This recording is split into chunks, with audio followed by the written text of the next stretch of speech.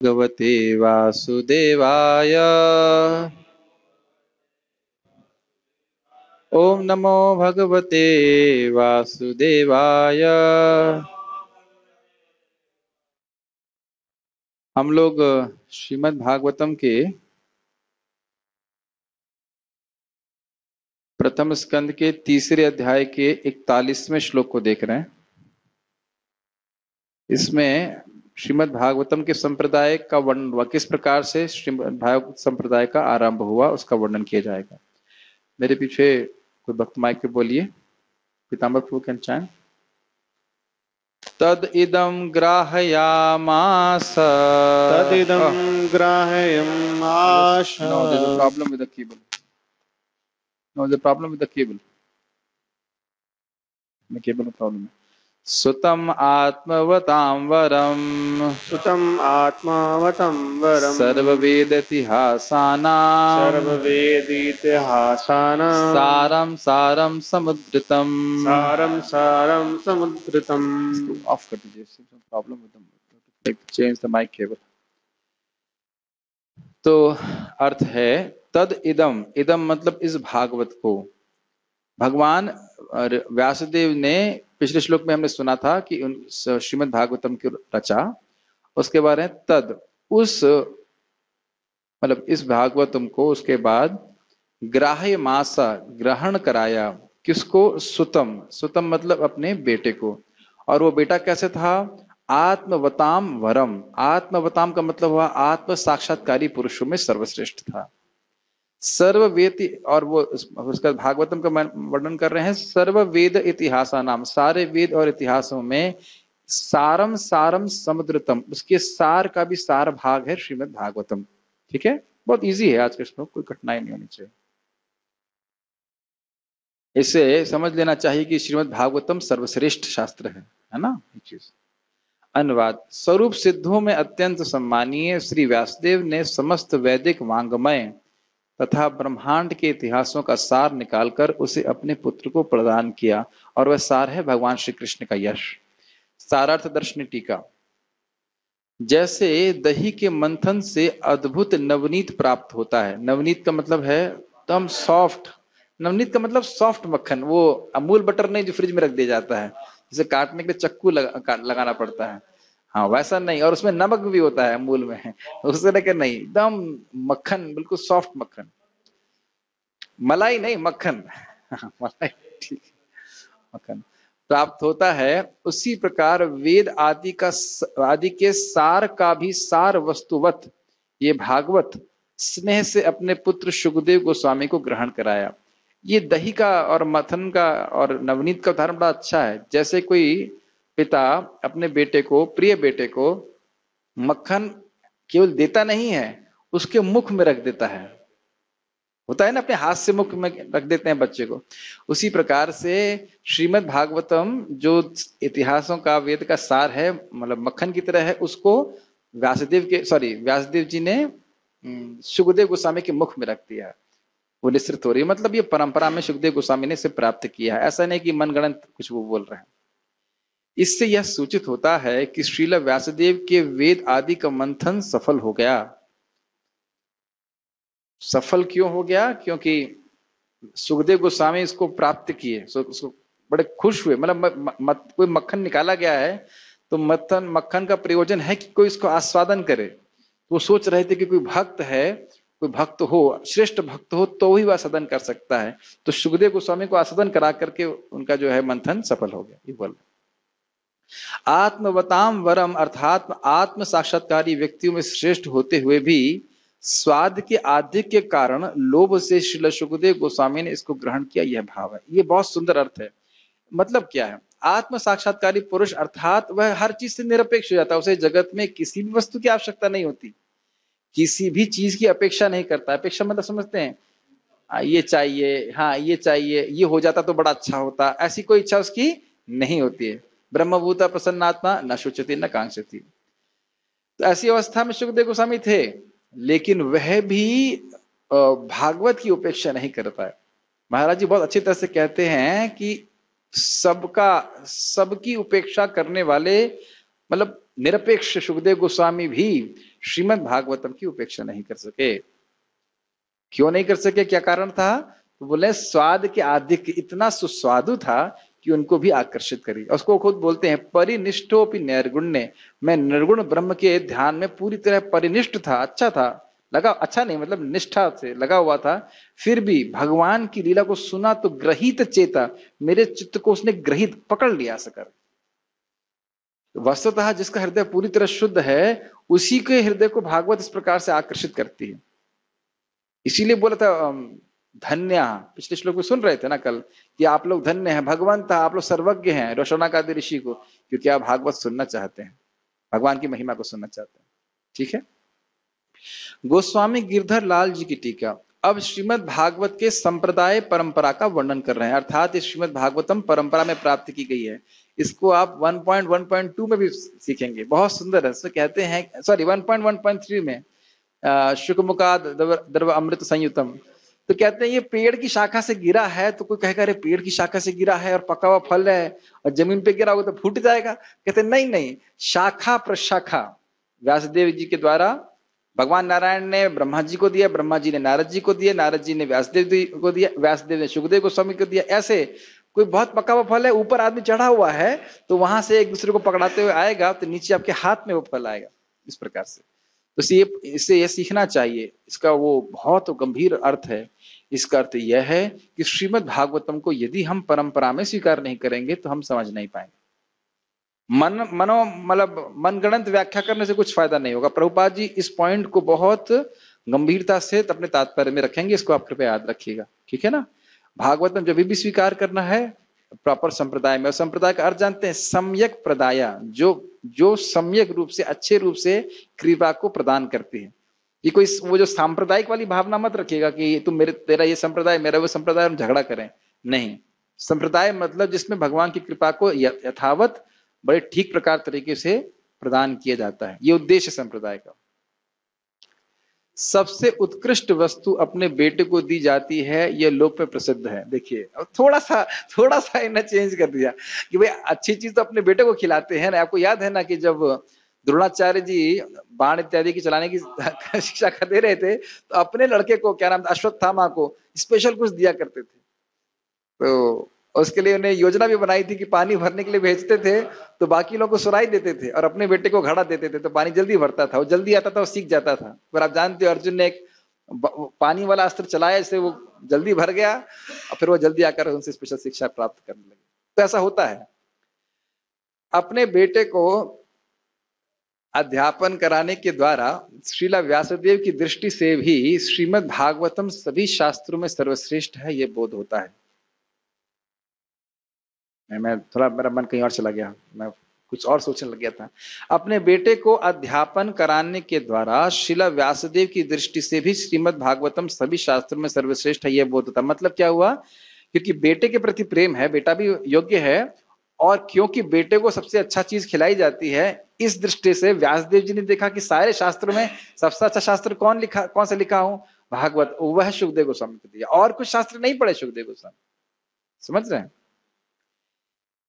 यह सभी वेद आदि का सार है। इस कथन के द्वारा श्रीमद् भागवत का लाभ हो जाने पर वेद आदि के प्रमाण की आवश्यकता नहीं रह जाती। सना साराम समुद्रतम को बोल रहे हैं कि अब आप श्रीमद् भागवतम का अध्ययन कर रहे हैं, अब और किसी शास्त्र को पढ़ने की आवश्यकता बिल्कुल भी नहीं है। इसको तो 1.1.2 में कहा किम वा परेश्वर, और कौन से शास्त्र सुनने से भगवान हृदय में जाते हैं, अर्थात पढ़ने की जरूरत और नहीं है, श्रीमद् भागवत में कोई पढ़ी। अब देखिए और बड़ा सुंदर कह रहे हैं, 3 वर्णों के उद्धार के लिए वेद हैं। 3 कौन से वर्ण, ब्राह्मण, क्षत्रिय और वैश्य, इनको वेद पढ़ने का अधिकार है। स्त्री शूद्र आदि के उद्धार के लिए इतिहास है, जैसे कि महाभारत, परंतु दोनों के उद्धार के लिए श्रीमद् भागवतम है, अर्थात इससे सभी का उद्धार हो जाता है। समझ में आया आपको? मतलब इसमें कोई अधिकार की जरूरत बात नहीं है। प्रभुपाद जी बहुत सुंदर, प्रभुपाद जी इसको लिखते हैं इंट्रोडक्शन में, श्रीमद् भागवतम को सुनने की क्या योग्यता है, केवल व्यक्ति को क्रम से पढ़ना चाहिए। ये नहीं कि सीधे दशम स्कंद में पहुंच गए, दशम स्कंद को पढ़ने के लिए मनाही नहीं है, लेकिन भगवान के तत्व को ठीक से समझ करके फिर दशम स्कंद को पढ़े। एक उदाहरण मैंने सुना था एक भक्त से, अच्छा उदाहरण था, कह रहे थे कि भाई दूध बहुत बढ़िया चीज है, लेकिन हजम करने की शक्ति भी तो होनी चाहिए। तो अगर तत्व को ठीक से समझा नहीं तो भगवान की लीला हजम नहीं होगी, समझ में नहीं आएगा। और प्राय लोग भ्रांत हो जाते हैं भगवान कृष्ण की लीला से। ओके, समझ में आए? तो सभी का उद्धार करने वाली सभी को श्रीमद् भागवतम पढ़ना सुनना चाहिए। सभी प्रकार से विरक्त, जितेंद्रिय और ज्ञानवान शुकदेव गोस्वामी के द्वारा भी यह ग्रहण किया गया। इसके द्वारा इस भागवत शास्त्र का सभी शास्त्रों से उत्कृष्टता सूचित करने के लिए कह रहे हैं आत्मवताम भरम। समझ में आई ये बात? नहीं समझ? ये कह रहे हैं कि शुकदेव गोस्वामी विरक्त थे, किसी भी चीज की कोई अपेक्षा नहीं थी। वो केवल गृहस्थ के यहाँ, किसी गृहस्थ के यहाँ केवल थोड़ा सा दूध पीने के लिए रुकते थे। आपको पता हो कुछ? हाँ, गोदोहन के समय में भी। और ये भी नहीं कि 2-4-5 लीटर, थोड़ा सा दूध जितना उनको आवश्यक रहता था शरीर चलाने के लिए। जितेंद्रिय, सारी इंद्रियां संयमित थी। नहीं, कोई अगर 2-4 लीटर पीता है, इसके लिए मैं कोई कटाक्ष नहीं कर रहा हूँ वो पिए, लेकिन मैं बोल रहा हूँ कि मतलब उनको बिल्कुल कोई भूख वूख, शरीर की धर्म से पूरी तरह से परे थे। ठीक है, जितेंद्रिय थे। और क्या, जिसने कपड़े भी धारण नहीं किए हुए तो फिर वो क्या और किसी चीज की अपेक्षा करेगा? नहीं, वैसे इस पे बहुत विनोद हो रहा था कल कि कुछ लोग कपड़े धारण नहीं करते हैं लेकिन आईपैड रहता है उनके पास कल बात हो रही थी कि भाई ये कैसा वैराग्य है, या कुछ पैसे चाहिए होते हैं। लेकिन उनको वैसे इस प्रकार के भी नहीं थे, सुखदेव गोस्वामी आईपैड लेके घूम रहे हो, ऐसा भी नहीं है। पूरी तरह विरक्त थे।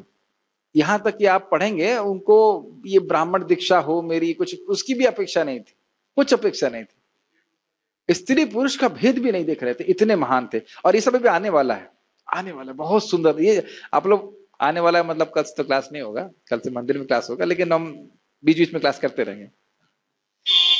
बड़ा ये जो चैप्टर्स है ना, 3rd के बाद 4था चैप्टर तो बहुत सुंदर है कि सुखदेव गोस्वामी बोले क्यों, बोले ही क्यों भागवत, तो किसी से कुछ बोलते नहीं थे।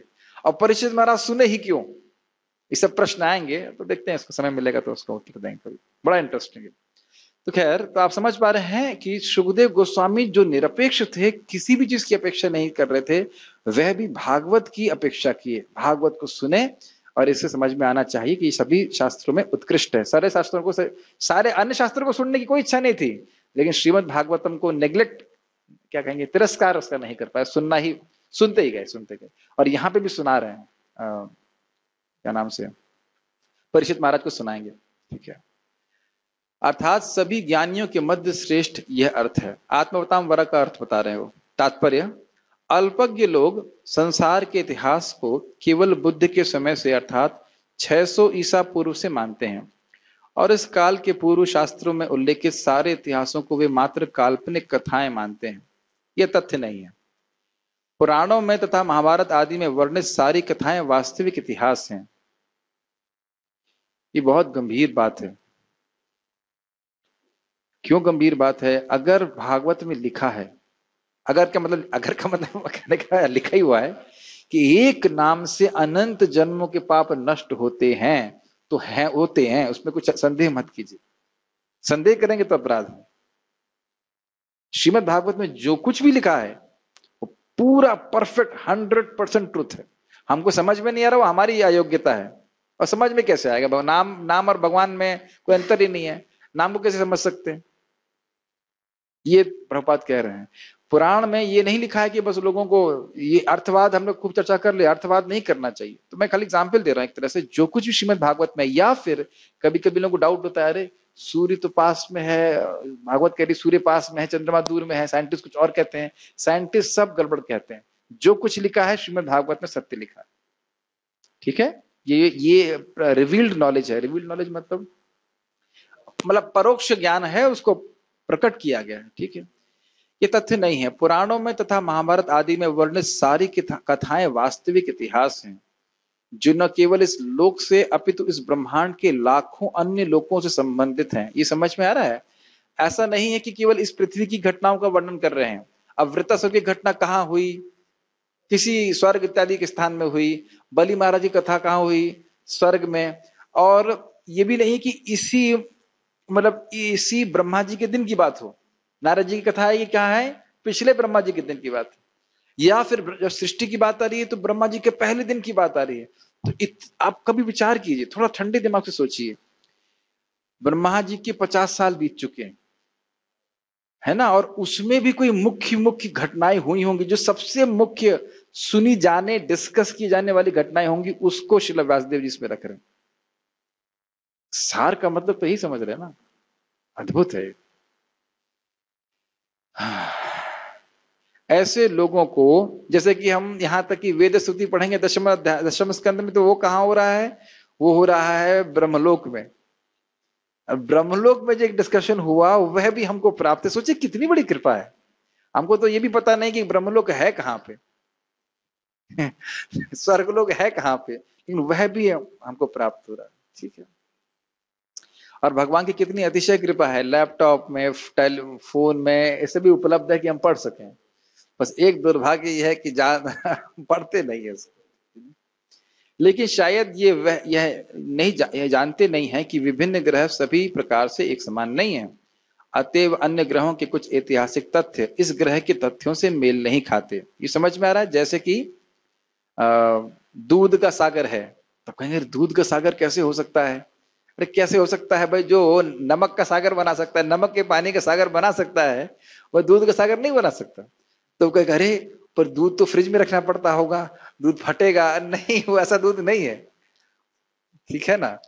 तो ये सारी बातें जो हैं, यह एक जगह और भी कहा, शराब का सागर, और कौन सा, गन्ने के जूस का सागर, हाँ ऐसे है, और मीठे पानी का सागर, सभी और इस प्रकार के सागर भी हैं। आप 5वां स्कंद पढ़ेंगी तो आप देखेंगे इसे विभिन्न प्रकार के सागरों का वर्णन है। तो हमारी इंद्रियों के उससे मेल नहीं खाता, इसका अर्थ ये नहीं कि मतलब श्रद्धा ना रखें। ठीक है, श्रील प्रभुपाद जी के एक भक्त शिष्य मूवमेंट छोड़ दिए थे, वो विश्वास, मतलब प्रभुपाद बोल रहे थे कि चंद्रमा पे हम लोग नहीं गए हैं। तो प्रभुपाद जी ने बड़ा अच्छा बात बोला कि हो सकता है कि उसे मेरी बात पे विश्वास नहीं हो, लेकिन वह श्रीमद् भागवतम की बात पे क्यों विश्वास नहीं कर रहा था? मतलब ऐसे प्रभुपाद जी का एक वक्तव्य मैंने पढ़ा था उसको। तो श्रीमद् भागवत का वर्णन है तो स्वीकार कर लेना चाहिए, समझना चाहिए कि मेरी इंद्रियां अपूर्ण है कि नहीं? तो जो उसमें तथ्य बताया गया मैं समझ नहीं पा रहा हूं, लेकिन ये स्वीकार करना चाहिए। और इसका पता बड़ा लिंक है हरि नाम से। जब भगवान का नाम जब करते हैं, हृदय शुद्ध होने लगता है, तो सहज रूप से श्रीमद् भागवतम में श्रद्धा होती है। सहज, ऐसा नहीं कि आपको इंटेलेक्चुअली सोचना होता है, हाँ सही है, ऐसा करें। विभिन्न लोगों की भिन्न भिन्न स्थिति तथा काल एवं परिस्थितियों पर विचार करने पर पुराणों की कहानियों में न तो कोई विचित्रता दिखेगी और न ही वह काल्पनिक लगेंगी। ठीक है ना? देखिए एक बात ध्यान रखिएगा, कोई व्यक्ति शास्त्र पे टिप्पणी कर रहा है यह सोचते हुए कि यह माइथोलॉजी है, माइथोलॉजी मतलब काल्पनिक है, कभी भी उस, चाहे वो कितना भी संस्कृत का स्कॉलर रहो, उसको पढ़ने से किसी को कोई लाभ प्राप्त नहीं हो। Does it make sense? जैसे कि वो एक कैप्सूल है ना, उसे दवा निकाल लीजिए, अब कैप्सूल खाने से कुछ नहीं हो, देखने में लगेगा वो दवा। तो समझ रहे हैं, श्रद्धा होनी चाहिए, और श्रद्धा परंपरा के द्वारा प्राप्त होना चाहिए, तब ठीक से समझ पाए। Yes, okay. ये होता है, मेरे महाराज बता रहे थे एक व्यक्ति के बारे में, उसकी प्रवचनों में हजारों लोग आते थे, वो बाइबल का प्रवचन करते थे, और वो महाराज से व्यक्तिगत रूप से मिले और उन्हें बोला महाराज को, महाराज जी तो नहीं बोला होगा, जो भी बोला हो, जिस तरह से संबोधित किया हो, स्वामी जी या जो भी, कि मैं इतने लोगों को प्रवचन करता हूं लेकिन मेरी इस शास्त्र में श्रद्धा नहीं है। तो बोलने में वो बहुत एक्सपर्ट है लेकिन श्रद्धा नहीं है, तो उसका कारण है जीवन में पाप है, तभी शास्त्र में श्रद्धा नहीं। ठीक है ना? पुण्य होने से व्यक्ति की श्रद्धा होती है। हमें यह कहावत सदैव स्मरण में रखनी चाहिए कि एक व्यक्ति का भोजन किसी दूसरे का काल कवल बन सकता है। One man's food is another man's poison. तो जिस प्रकार से आप कहें कि भाई देवता लोग केवल घी पीते हैं, सुना होगा आपने, है ना? तो आप कहेंगे कैसे रह जाएंगे घी पी करके, उनको डाइजेस्ट हो जाएगा, होता होगा कि नहीं होता होगा। तो ये धारणा नहीं करनी चाहिए। यहाँ पे भी कोई कहे, अब मैं कहूँ भाई आज आप लोगों के प्रसादम जो है पांव से पी लीजिएगा, आप खा लीजिएगा, खा सकेंगे आप लोग? लेकिन पेड़ खाते हैं कि नहीं खाते हैं बताइए? पादपा कहते हैं ना उनको, पता है ना, देखते हैं आप। तो हम अगर कुछ नहीं कर पा रहे, इसका मतलब, इसका अर्थ ये तो नहीं कि पेड़ नहीं कर सकते। इस जगत में हम विचित्रता देखते हैं। ठीक है, अतएव हमें चाहिए कि पुराणों की कहानियों तथा इतिहासों को काल्पनिक कहकर उनका तिरस्कार न करें। व्यास जैसे महर्षियों को अपने साहित्य में काल्पनिक कथाएं रखने से क्या मिलने वाला था? ठीक है ना, ये एक और बहुत इंपॉर्टेंट पॉइंट है। शास्त्र तो है ही, कौन कौन लोग उसको स्वीकार कर रहे हैं, इसके द्वारा भी श्रद्धा का कारण बनता है।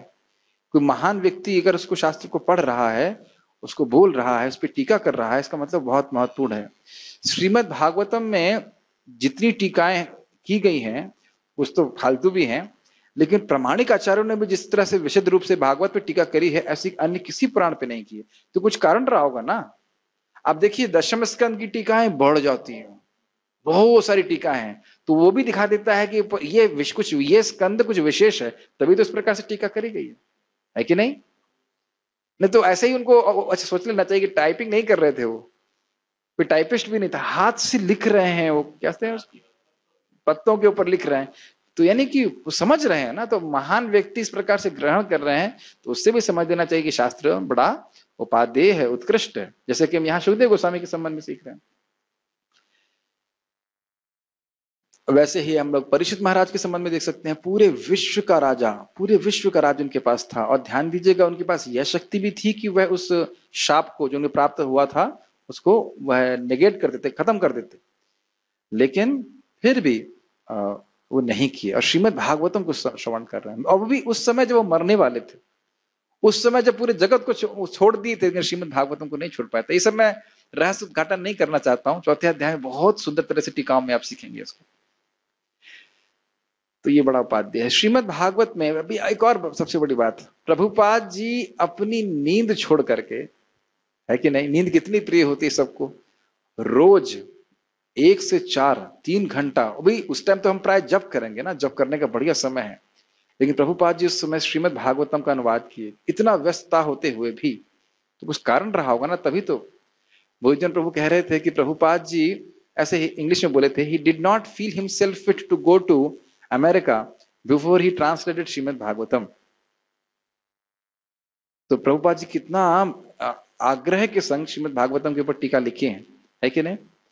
तो कुछ कारण रहा होगा ना कि ऐसे ही छापने के लिए लिख दिए। तो इस प्रकार से हमारी श्रद्धा पुष्ट होती है कि महान लोगों ने इसका आश्रय लिया है, तो उससे उनको लाभ हुआ है, और हमें भी करना चाहिए। श्रीमद् भागवतम में विभिन्न लोकों के इतिहासों से चुने हुए ऐतिहासिक तथ्यों का चित्रण किया गया है, इसलिए समस्त अध्यात्मवादी इसे महापुराण के रूप में स्वीकार करते हैं। इन इतिहासों की विशिष्टता यह है कि ये सब विभिन्न कालों तथा परिवेशों में भगवान की लीलाओं से संबंध है।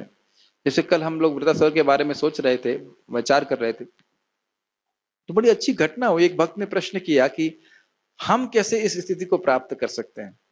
तो देखिए, वृत्तासुर की प्रार्थना, एक छोटा सा प्रश्न है, क्या किसी अन्य पुराण में भी है? नहीं है, नहीं है। वर्णन जरूर हो सकता है, लेकिन ये श्रीमद् भागवतम कौन सा पुराण है जिसमें श्री वृत्तासुर की प्रार्थना है? बड़ा विशिष्ट रूप से। इससे तो हम यही अर्थ समझेंगे कि वृत्तासुर की प्रार्थना और किसी में नहीं। और जब उसकी चर्चा हो रही थी, जब भक्त सुन रहे थे आचार्य गणों की टीका इत्यादि इसके ऊपर, तो एक भक्त ने प्रश्न किया कि हम ऐसी स्थिति को कैसे प्राप्त हो सकते हैं। तो उसके उत्तर में ही उसका प्रश्न, उसके प्रश्न में ही उसका उत्तर फंसा हुआ है। आप आज वृत्तासुर के बारे में सुन रहे हो, तो आप इच्छा कर रहे हो कि काश मैं भी ऐसा भक्त बन सकूं, और यही उद्देश्य श्रीमद् भागवतम का।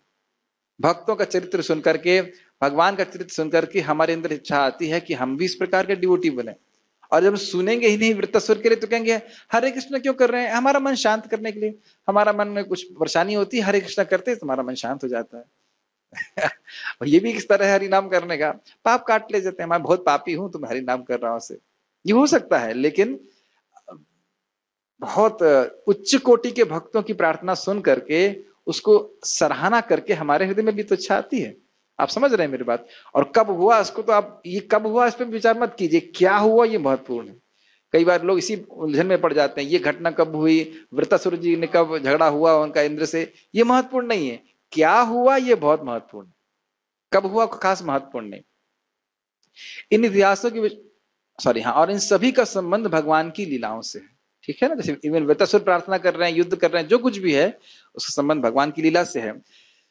श्रील सुखदेव गोस्वामी स्वरूप सिद्ध व्यक्तियों में सर्वोपरि हैं, और उन्होंने अपने पिता व्यासदेव से इस विषय को ग्रहण किया। स्पष्ट है, श्रील व्यासदेव परम विद्वान हैं, उन्होंने श्रीमद् भागवतम की विषय वस्तु को अत्यंत महत्वपूर्ण समझकर सर्वप्रथम अपने महान पुत्र श्रील सुखदेव गोस्वामी को प्रदान किया।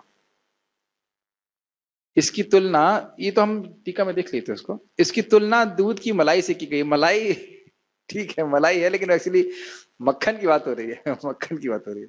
मलाई कभी कभी अच्छी नहीं लगती है, मैं एटलीस्ट मेरे को मलाई अच्छी नहीं लगती, लेकिन लेकिन मक्खन वाला बड़ा अच्छा लगता है। ठीक है, तो जिन लोगों को मलाई अच्छी लगती है वो मलाई ग्रहण करेंगे, और जिनको मक्खन अच्छा लगता है वो मक्खन ग्रहण करेंगे। ठीक, एक्चुअली उसमें लिखा है क्रीम, प्रभु इंग्लिश में मुझे याद आ रहा है क्रीम। क्रीम क्रीम जो है, क्रीम क्रीम और मलाई थोड़े अलग है। ठीक है, जो भी रहा हो, इस पे कोई ज्यादा वो नहीं है, सार वस्तु को बोला जा रहा है। वैदिक वांग्मय मानो ज्ञान का क्षीर सागर हो।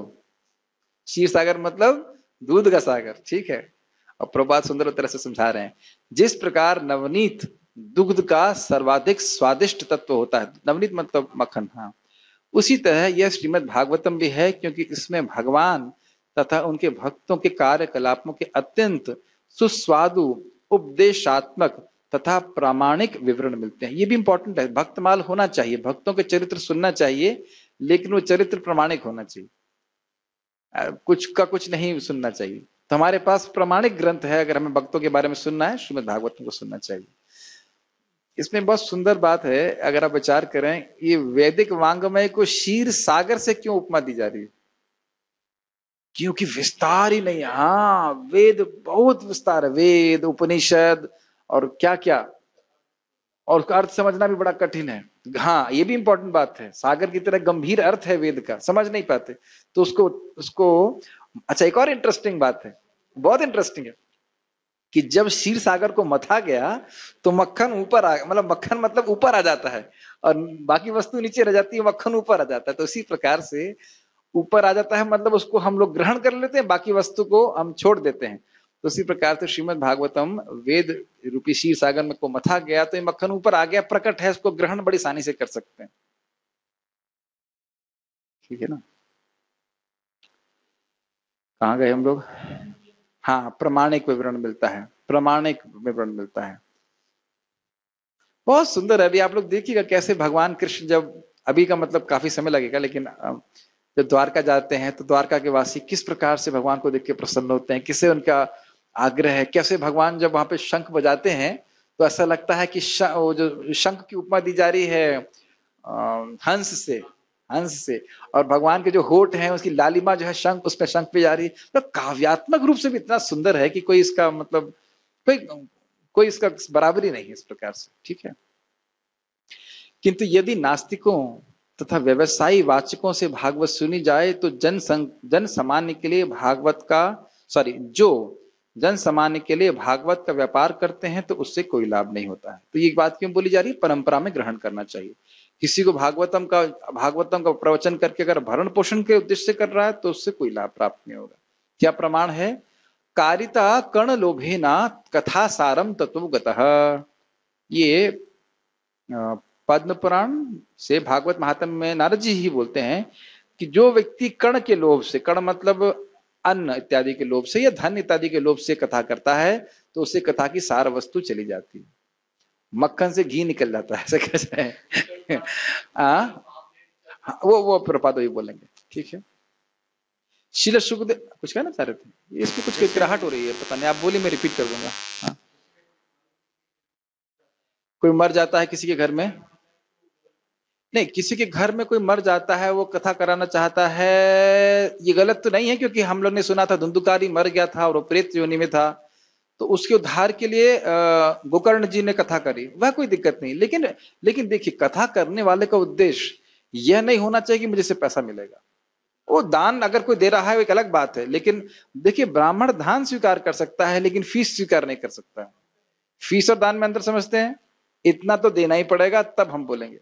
महाराज कितनी बार कटाक्ष करते हैं, वो सत्यनारायण की कथा होती है, कहते हैं गांव में सत्यनारायण की कथा होगी, पंडित जी बोलते हैं बहुत फास्ट, वो भी संस्कृत में, और जो स्त्रियां होती हैं वो जमीन पे रेखा मारती रहती हैं कि हाँ ये अध्याय पूर्ण हो गया, और प्राय सोती रहती हैं।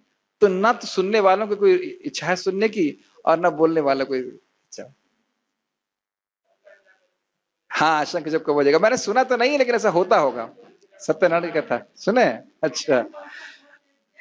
हाँ, जय होती है, ठीक है, तो उससे किसी को कोई लाभ नहीं होता। तो ये मुख्य बात है, ये मतलब उद्धार के लिए किया जाए तो कोई आपत्ति नहीं है, लेकिन उसका उद्देश्य धन नहीं होना चाहिए, श्रद्धा होनी चाहिए उनकी। श्रीला सुखदेव गोस्वामी को भागवत इसलिए प्रदान की गई थी क्योंकि उन्हें भागवत का व्यवसाय नहीं करना था, उन्हें इस व्यापार से परिवार का भरण पोषण नहीं करना था। There is no ulterior motivation. ठीक है, प्रभुपाद जी का एक बहुत सुंदर वक्तव्य है कि तुम किसी को भी पैसे पे रख सकते हो मंदिर में, लेकिन प्रचारकों को पैसे के लिए मत रखना। प्रचार पैसे के लिए नहीं होना चाहिए। अगर प्रचार पैसे के लिए हुआ, सब बेड़ा गर्क हो जाएगा। देखिए, मैं एक अपना व्यक्तिगत उदाहरण बता रहा हूं। कभी कभी भक्त लोग हमें कीर्तन के लिए बुलाते हैं, बहुत रेयरली हम लोग जाते हैं, और मेरे की अपेक्षा नहीं होती है कि हमें कोई धन दें या कुछ दें। एक दिन एक भक्त ने कहा, उस भक्त ने आपको बुलाया है, वहां पे चले जाएगा कीर्तन के लिए, प्रसाद के लिए। मैंने कहा ठीक है, चले जाएंगे, और वो दक्षिणा देगा। बस वो पूरे कीर्तन में मेरे मन में, मेरा भौतिक मन बोलता रहा कितना दक्षिणा देगा। मैं इतना गुस्सा आया, मुझे इतना गुस्सा आया, पूरा कीर्तन का भाव ही खराब हो गया। जबकि मैं कभी ऐसा सोचता नहीं, कभी नहीं, चाहे 5 रुपए भी ना दे, चाहे कुछ खिलाए भी नहीं, लेकिन कीर्तन हम इसलिए नहीं करते हैं कि हमें पैसे देगा। मुझे बहुत खराब लगा, मैंने कहा उसने बोला ही क्यों मेरे को, ये बहुत खराब है। ये क्या किया हम लोग, मैं शब्द यूज नहीं करना चाहता हूं, वैश्यत होना है साधु। इस प्रकार से साधु लोग भक्ति करने के लिए जाते हैं, भक्ति करते कीर्तन करते उनका उद्धार हो, इसलिए तो ना कि वो पैसे देगा, दक्षिणा देगा। वो दे या ना दे, उससे क्या मतलब। तो प्रचारक जो हैं वह कभी भी पैसे के लिए प्रचार ना करें, क्योंकि पैसे के लिए करेंगे तो कभी सत्य नहीं बोल सकेंगे, कभी सत्य नहीं बोल पाएंगे। हम सब लोगों का बड़ा भाग्य है ब्रह्मचारियों का, रोटी पाने की व्यवस्था मंदिर कर दे रहा है कि नहीं, तो हम लोग प्रचार कर सकते हैं बिना पैसे के। हमें सोचना नहीं कि अब ये कथा करेंगे तो इससे प्रोजेक्ट को कितने पैसे प्राप्त होंगे, ये सब नहीं। एकदम आप देखें ना, हृदय आप खुद बोलेंगे ना, कोई सुख नहीं मिलेगा, आपको बोलने में कोई सुख नहीं मिलेगा। ये सोचते रहेंगे कितना पैसा मिलेगा इस कथा से। कुछ कहना चाह रहे थे?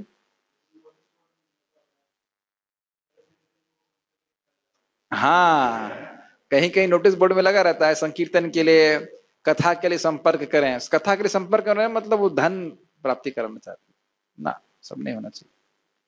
इसको आप लोग कृपया 3.33.7 में पढ़िएगा। नामोच्चारण करते समय धन के लिए नहीं करना है और मायावादी उद्देश्य नहीं करना है। अगर ये दो अपराध से बचते हैं तो केवल जीव उसे उच्चारण करने से हम परफेक्ट हो जाएंगे। समझ में आया है? क्या दो अपराध से बचना है? पैसे के लिए नहीं करना ये, और दूसरा मायावाद की भाई हम नाम उच्चारण करके भागवत पढ़ करके भगवान बन जाएंगे। इस दो अपराध से बचें। आप केवल बोल रहे हैं, भगवान का नाम उच्चारण कर रहे हैं, परफेक्ट हो जाएंगे। अब कई बार हम इसको बोल चुके हैं, आप लोग पढ़ भी लीजिएगा। प्रभुपाद जी बोलते हैं, इसलिए श्रीमद् भागवतम को शुकदेव के ऐसे प्रतिनिधि से ग्रहण करना चाहिए जो संन्यास आश्रम में हो। संन्यास आश्रम में हो मतलब भगवान का भक्त है। अब इसका मतलब नहीं सन्यासी से ही सुनना चाहिए, ऐसा नहीं है। संन्यास करता जानते हैं सम्यक न्यास, जो भगवान के प्रति मनसा वाचा कर्मणा समर्पित है, और जिस पर परिवार का बोझ ना हो। परिवार नहीं चलाना उसको भागवत से। अब इसका अर्थ है क्या, यह अर्थ है कि हम गृहस्थ से नहीं सुन सकते? नहीं, गृहस्थ सुन सकते हैं, लेकिन गृहस्थ भागवत इसलिए ना करे कि पैसा कमाना है। Make sense? दूध सचमुच उत्तम एवं पोषक होता है, अभी दशरथी प्रभु जो बता रहे थे वही एग्जाम्पल दे रहे हैं, किंतु जब कोई सर्प मुंह से इसका स्पर्श कर देता है तो यह पोषक नहीं रह जाता, उल्टे यह मृत्यु का कारण बन जाता है। समझने से अर्थ क्या है? देखिए, जिसकी चेतना इस भोगमय चेतना के द्वारा उसमें स्पर्श किया है उसको, ये जो सर्प वाला बात बोल रहे हैं, मतलब समझ रहे हैं इसका? उसकी वो दो मिस्टेक, ये पैसे के लिए चाहिए, पैसे के लिए कर रहा हूं, या फिर भगवान बनना है, तो ये जो दूषित चेतना है वह उस कथा में मिश्रित रहेगी, और इस कारण से लोगों के जीवन में कोई परिवर्तन नहीं आएगा। इसीलिए लोग उस कौन से डरते हैं, क्योंकि उस कौन के भक्त निस्वार्थ भाव से प्रचार करते हैं और उसका प्रभाव लोगों के जीवन में होता है। उनको 70 लड़का ज्वाइन कर ले।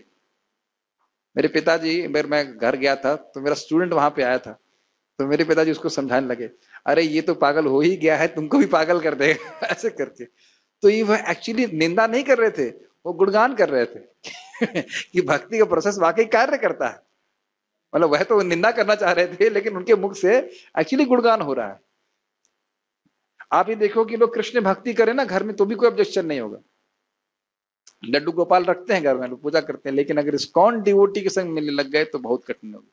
मुझे आज बहुत विनोद की बात है, भरतपुर में हम प्रीचिंग करने जाते हैं, हमारे बहुत अच्छे डिवोटी हैं, वो बाहर रहते हैं भरतपुर के, घर उनका भरतपुर में, तो उस दिन वो आए थे और अपनी पत्नी को भी लेके आए। तो पत्नी बैठी बड़ी क्लास में बड़े ध्यान पूर्वक सुन रही थी, तो मुझे बड़ी प्रसन्नता हुई, मुझे लग रहा है बड़ा खुश हुई, मतलब बड़ा अच्छा लगा उसको सुन करके कथा होता। तो बाद में बोली मैं प्रभु जी कुछ बात कहना चाहती हूँ, तो पति भी साथ में था, तो बोली प्रभु जी ये हरे कृष्णा करें कोई दिक्कत नहीं है, हम प्याज लहसुन नहीं बनाएंगे, भोग लाएंगे, कोई दिक्कत नहीं, लेकिन आपका प्रवचन ना सुने। चुपचाप वो प्रवचन इंटरनेट पे सुनता था। तो क्योंकि उसको लग रहा था कि थोड़ा ज्ञान हो जाएगा तो वैराग्य उत्पन्न हो जाएगा। तो मुझे बड़ा, मैंने कहा यह भी निंदा नहीं कर रही है, बड़े क्रोध में थी वो, यह भी गुणगान कर रही है, मुझे विश्वास हो गया नहीं अब तो मैं और प्रीचिंग करूंगा, नहीं रुकूंगा मैं, है ना। ये बात है। और जो गुरुजनों से सुना है, परंपरा से प्राप्त है, वह प्रस्तुत करेंगे तो लोगों के जीवन में जरूर परिवर्तन आएगा। ठीक है, इसी तरह हाँ तो कह रहे हैं ये पोषक नहीं रह जाता, उल्टे यह मृत्यु का कारण बन जाता है। मतलब भागवत सुन के वैराग्य होना चाहिए, होने लगा भोग की प्रवृत्ति बढ़ जाएगी। इसी तरह जो लोग दृढ़ता से वैष्णव परंपरा में नहीं लगे हैं, उन्हें ना तो भागवत का व्यापार करना चाहिए और ना अनेक अनेक श्रोताओं की आध्यात्मिक मृत्यु का कारण बनना चाहिए। ये बड़ी कठिन हो जाता है कि जब लोगों को इस प्रकार की संगीतमय कथा का अभ्यास हो जाता है तो फिर वो प्रामाणिक रूप से सुनते हैं तो उसको हजम नहीं कर पाते। महाराज एक प्रवचन में कह रहे थे, अब कुछ कंप्लेन आ रही है कि अभी तक रुक्मिणी का विवाह नहीं हुआ है। वो तो समझ रहे हैं महाराज को, उस व्यक्ति को यह भी पता नहीं है कि महाराज जी परम पूज्य राधा गोविंद महाराज एक प्रसंग ले रहे हैं जिसमें रुक्मिणी का विवाह नहीं आएगा। मान लीजिए आज आमिल का प्रसंग ले रहे हैं तो उसमें रुक्मिणी का विवाह कैसे आ जाएगा। तो वो व्यक्ति सोच रहा है अरे इतने दिन हो गए अब तक रुक्मिणी का विवाह नहीं हुआ, बाल गोपाल का अवतरण नहीं हुआ। तो इस प्रकार से लोगों की आदत बन गई भाई ऐसे सुनना है, तो इतने मतलब तमोगुण में है लोग, ऐसे कहना चाहिए। नहीं समझ पाते, कुछ इसको ठीक करना पड़ेगा। इसका दूसरा ना we have to change it, और otherwise we can install the cordless one. वो माइक भक्त तो कुछ बोलना चाहते तो बोल नहीं पा रहे हैं। ठीक है, आध्यात्मिक मृत्यु कारण बन जाएगा। भगवत गीता में भगवान कहते हैं कि समस्त वेदों का उद्देश्य उन्हें यानी कृष्ण को जानना है, और श्रीमद् भागवत तो संचित ज्ञान रूप साक्षात श्री कृष्ण ही है। हाँ, ये तो हम पढ़ चुके हैं। अतः यह समस्त वेदों का नवनीत, नवनीत मतलब मक्खन है, सार है, और इसमें श्री कृष्ण संबंधित समस्त कालों के ऐतिहासिक तथ्य भरे हुए हैं। वस्तुतः यह समस्त इतिहासों का सार है। क्यों? इतिहास वही सुनना चाहिए जिसमें कृष्ण कथा सम्मिलित हो। कोई प्रश्न है किसी का तो मैं ले सकता हूं? Okay, so should stop here. कोई प्रश्न है? ओके। श्रीमद् भागवतम की जय, श्रील प्रभुपाद की जय।